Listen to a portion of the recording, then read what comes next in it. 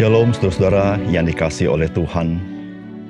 Saudara, betapa kita bersyukur kita boleh mengenal Tuhan. Saudara, mengenal Tuhan itu mengubah seluruh kehidupan kita. Pertanyaannya adalah, apakah saudara setelah saudara mengenal Tuhan, saudara sungguh percaya kepada Dia yang saudara kenal? Salam jumpa dalam program Tuhan adalah Gembalaku. Saudara, tidak seorang pun yang dapat mengenal situasi dan kondisi yang sedang dan akan ia hadapi. Semua hanya dapat memberikan prediksi dan prediksi berdasarkan tentu analisa teori ataupun eksperimentasi. Saudara, situasi dan kondisi bukan saja tidak dapat diduga, namun juga saudara kita tidak dapat 100% mengendalikannya. Bahkan dapat dikatakan kita hanya dapat berusaha sebaiknya.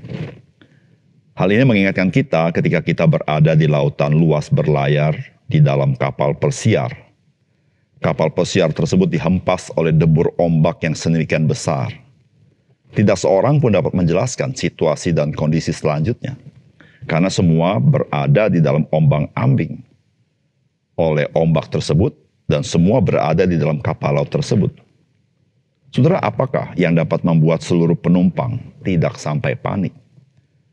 Tentu, saudara, karena ada nahkoda kapal laut yang memegang kendali perjalanan kapal laut tersebut. Saudara, tahukah saudara, sebagai orang-orang percaya, kita juga mengalami terjangan badai dunia ini. Namun Tuhan, Dia yang memegang kendali segala sesuatu. Bahkan tidak ada sesuatu pun terjadi tanpa diizinkan oleh Tuhan. Tidak mengenal dengan pasti segala sesuatu yang terjadi, itu merupakan bagian kita karena kita terbatas. Namun puji Tuhan, Tuhan memperkenalkan dirinya kepada kita, agar kita boleh percaya kepada Dia. Saudara, mari kita membaca Habakuk pasal yang ketiga. Doa Nabi Habakuk menurut nada ratapan.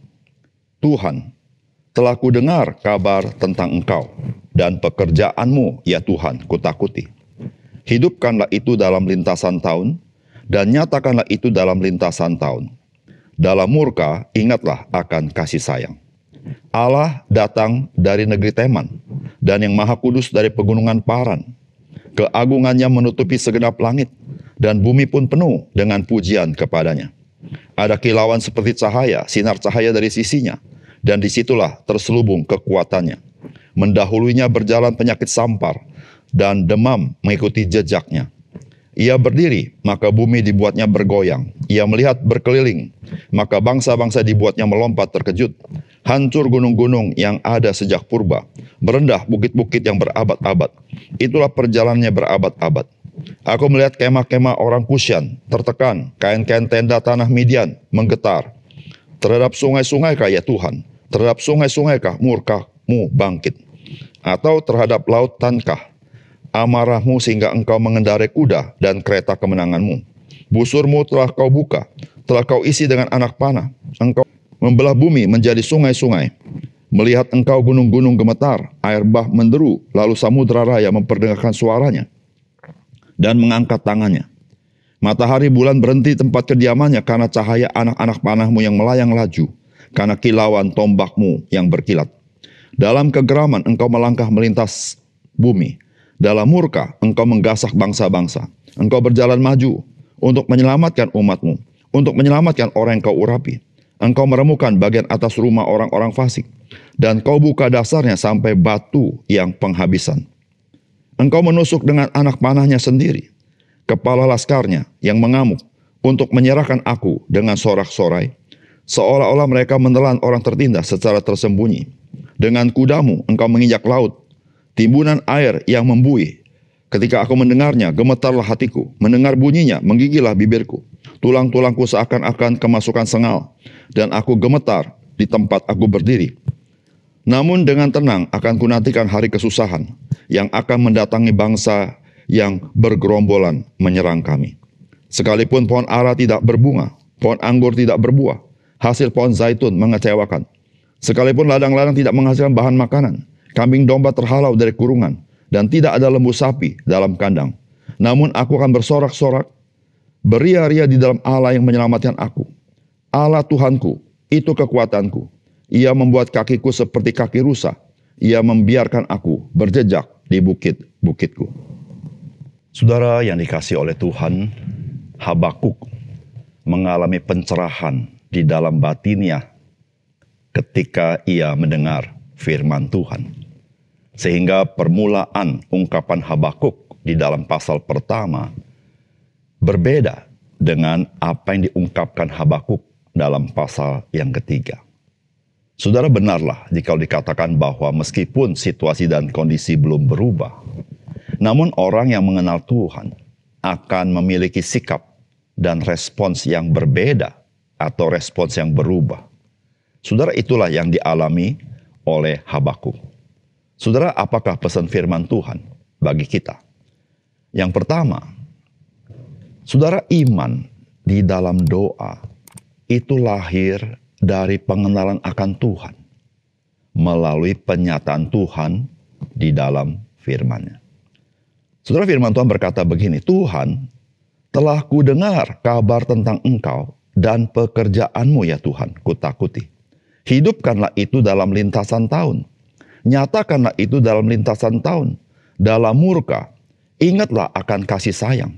Allah datang dari negeri Teman, dan yang Maha Kudus dari pegunungan Paran. Keagungannya menutup segenap langit dan bumi pun penuh dengan pujian kepadanya. Ada kilauan seperti cahaya, sinar cahaya dari sisinya, dan disitulah terselubung kekuatannya. Kemudian saudara dikatakan demikian oleh firman Tuhan. Ketika aku mendengarnya, gemetarlah hatiku. Mendengar bunyinya, menggigilah bibirku. Tulang-tulangku seakan-akan kemasukan sengal. Dan aku gemetar di tempat aku berdiri. Namun dengan tenang akan kunantikan hari kesusahan yang akan mendatangi bangsa yang bergerombolan menyerang kami. Saudara, ketika kita membaca pasal ketiga dari tulisan Habakuk ini, maka kita melihat di dalam doa Habakuk, dia menggambarkan siapakah Allah yang dia kenal. Saudara, gambaran yang ditulis oleh Habakuk tentu di dalam gambaran sebuah karya dengan genre puisi. Namun saudara, di dalamnya kita bisa mengalami atau menyelami setidaknya betapa dahsyatnya Tuhan itu. Saudara, Habakuk dikatakan dia telah mendengar tentang Tuhan. Saudara, apa yang dia dengar? Yaitu dia mendengar firman Allah. Saudara, firman Allah dinyatakan kepada Habakuk untuk menyatakan siapakah Allah. Dan saudara, tentu waktu kita membaca bagian ini, maka saudara, saya percaya Habakuk mengingat akan pimpinan Tuhan kepada bangsa Israel keluar dari tanah Mesir. Ketika mereka berjalan 40 tahun di padang belantara. Dan saudara-saudara, disitulah saudara-saudara Tuhan berkali-kali menyatakan kuasa dan kasih-Nya. Bahkan dia menyatakan firman-Nya kepada umat Israel. Saudara, Habakuk menceritakan bagaimana kilauan cahaya kemuliaan Tuhan dinampakkan kepada bangsa Israel. Namun Allah tidak menyatakan dirinya sepenuhnya. Saudara, itu nyata di dalam bagian firman yang kita baca ini, saudara yang kasih dalam Tuhan. Nah, saudara yang kasih dalam Tuhan, setelah Habakuk menerima penyataan Tuhan, menerima firman Tuhan, maka saudara, dia mulai mengenal Tuhan. Disitulah saudara, bagaimana doa yang dinaikkan oleh Habakuk, sebuah doa yang lahir oleh iman. Disitulah Habakuk berkata, namun dengan tenang akan ku nantikan hari kesusahan yang akan mendatangi bangsa yang bergerombolan menyerang kami.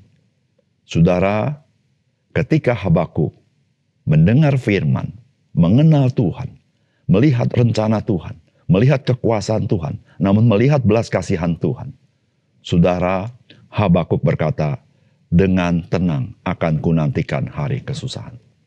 Saudara, kalau kita membaca Habakuk pasal pertama, Habakuk timbul keresahan dalam hatinya. Pertanyaan demi pertanyaan dia ungkapkan kepada Tuhan. Namun dia menjadi orang bijaksana ketika dia menanti-nantikan Tuhan. Saudara yang dikasih oleh Tuhan, Alkitab mengajarkan kepada kita, doa orang benar, jikalau dengan yakin didoakan, besar kuasanya. Jikalau engkau meminta kepada Tuhan, memintalah dengan percaya, jangan dengan bimbang. Saudara, ada banyak bagian firman Tuhan mengajarkan ada kaitan yang sangat kuat antara berdoa dan iman. Saudara, bagaimana iman itu lahir dari iman itu melahirkan sebuah doa, yaitu saudara, ketika iman kita berjejak kepada firman Allah. Saudara yang kasih dalam Tuhan, tanpa firman Allah, tanpa penyataan Allah, tanpa kita lebih mengenal Allah dan rencananya, saudara, kita menjadi orang-orang yang khawatir dan takut dan penuh dengan pertanyaan. Nah, oleh karena itu, saudara yang kasih dalam Tuhan, orang yang berdoa patutlah menjadi orang yang membaca dan merenungkan firman Tuhan. Karena dari sanalah letak kekuatan, letak iman dari seorang yang berdoa. Saudara, bagaimana dengan kehidupan doa saudara? Maka pertanyaan selanjutnya, bagaimanakah dengan kehidupan merenungkan firman Tuhan? Saudara, firman Tuhan yang kita renungkan akan nyata dari doa yang lahir dari iman kita. Yang kedua, saudara, kekuatan dan keselamatan hanya ada di dalam Tuhan. Bukan ada di dalam hal-hal yang lain. Saudara, firman Tuhan begini, sekalipun pohon ara tidak berbunga, pohon anggur tidak berbuah, hasil pohon zaitun mengecewakan, sekalipun ladang-ladang tidak menghasilkan bahan makanan, kambing domba terhalau dari kurungan, dan tidak ada lembu sapi dari kandang.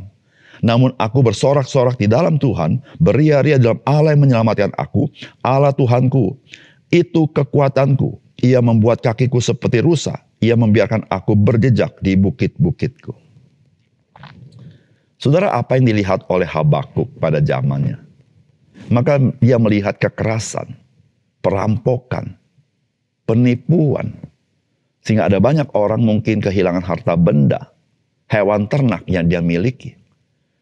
Saudara, Habakuk melihat adanya ketidakadilan di sana. Hukum terbalik. Saudara, itu meresahkan hati Habakuk. Tetapi Habakuk yang menantikan Tuhan, menyaksikan bagaimana Tuhan turun tangan. Lalu Tuhan akan menghukum umat Tuhan yang berlaku semena-mena seperti itu. Dengan kedatangan bangsa asing menyerang mereka.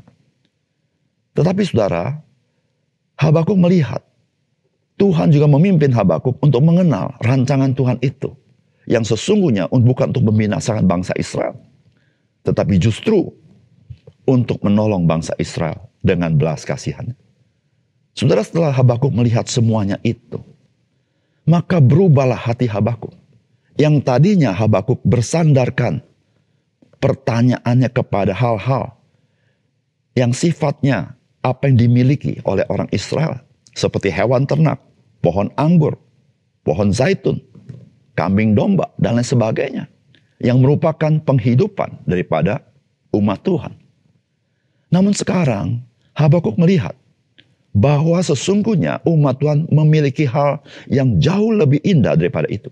Yang jauh dapat diandalkan daripada itu. Karena semuanya itu yang Habakuk pikir merupakan penghidupan orang-orang Israel dapat lenyap. Tetapi Tuhan, dia tidak pernah lenyap. Tidak pernah tidak menyertai. Tidak pernah tidak bertindak. Tidak pernah tidak peduli. Oleh karena itu saudara, benarlah kalau kita mendengar firman Tuhan berkata, orang yang menanti-nantikan Tuhan akan mendapat kekuatan baru. Mengapa demikian? Karena ketika kekuatan yang lain musnah, saudara, Tuhan tetap bertahta. Tuhan tetap berkuasa. Saudara, Habakuk berkata, kekuatannya adalah Tuhan. Keselamatannya adalah Tuhan. Saudara, kambing domba, anggur, zaitun, segala yang dimiliki orang Israel tidak bisa menyelamatkan mereka. Hanya Tuhan yang dapat menyelamatkan mereka. Saudara, sebuah pelajaran penting bagi kita. Saudara, apa yang kita miliki di dunia ini bisa lenyap. Apa yang kita miliki dalam dunia ini bisa turun nilainya. Harta benda yang kita punya bisa diambil orang, bahkan lenyap seketika. Kedudukan yang kita punya, satu kali kita bisa turun dari kedudukan itu. Dan lain sebagainya, saudara. Saudara, jika hidup kita mengandalkan semuanya itu, maka kekuatan kita adalah kekuatan yang sangat temporary. Satu kali akan lenyap. Dan kita kehilangan pegangan dalam hidup kita. Saudara, mari kita belajar dari Habakuk. Menjadi orang yang tahu menanti-nantikan Tuhan. Saudara, dan tahu bahwa hanya Tuhan. Dialah kekuatan kita selama-lamanya sampai selama-lamanya. Karena dia tidak berubah. Dia tidak bisa lenyap. Dia tidak bisa turun nilainya. Dan dia selalu peduli dengan kita. Di dalam segala apa yang dia lakukan. Dia lakukan di dalam belas kasihannya kepada kita. Oleh karena itu, saudara kasih dalam Tuhan. Mari di dalam situasi dan kondisi yang kita tidak bisa kendalikan. Kita memegang tangan Tuhan. Dialah yang mengendalikan hidup kita. Dan memimpin hidup kita kepada rencana yang indah yang dia berikan kepada kita. Mari kita berdoa. Bapa surga, terima kasih untuk kebenaran firman-Mu. Biarlah sekali lagi kami dikuatkan oleh firman Tuhan. Di tengah situasi yang tidak jelas, ajar kami menantikan Tuhan, ajar kami mengenal Engkau, sehingga kami mendapat kekuatan baru, dan kami sadar ya Tuhan, bahwa kekuatan kami hanya di dalam Tuhan. Keselamatan kami hanya di dalam Engkau. Tidak ada pada hal-hal yang lain. Terima kasih untuk firman Tuhan. Dalam nama Tuhan Yesus kami berdoa. Amin.